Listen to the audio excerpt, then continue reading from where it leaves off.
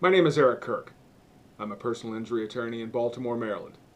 I want to discuss non-economic damage. People often refer to non-economic damages in the context of a personal injury case as pain and suffering. That's a fair shorthand, but it's really only part of the story. The law recognizes areas of recovery for personal injury, for non-economic damage. Pain and suffering are two of those categories. But the law also recognizes a recovery for inconvenience, for physical impairment, for disfigurement or scarring, for loss of consortium, for the loss of enjoyment of life or the diminishment of the quality of one's life.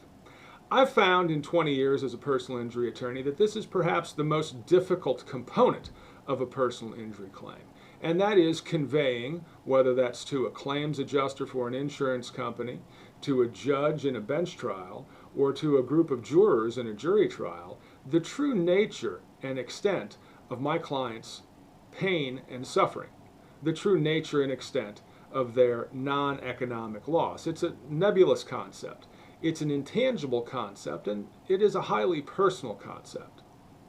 One of the most effective ways that I've come across to convey the nature and extent of the non-economic loss is to ask the individual to describe the activities of their life that they can either no longer do or that they have difficulty doing.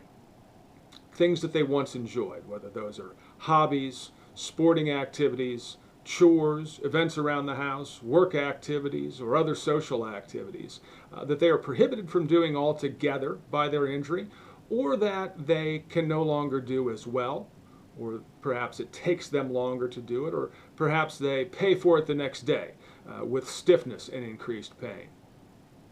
I often encourage my clients to keep a pain diary so that they can accurately and intelligently log the difficulties that they're having due to their injury, and then later recount those fully and fairly to a jury.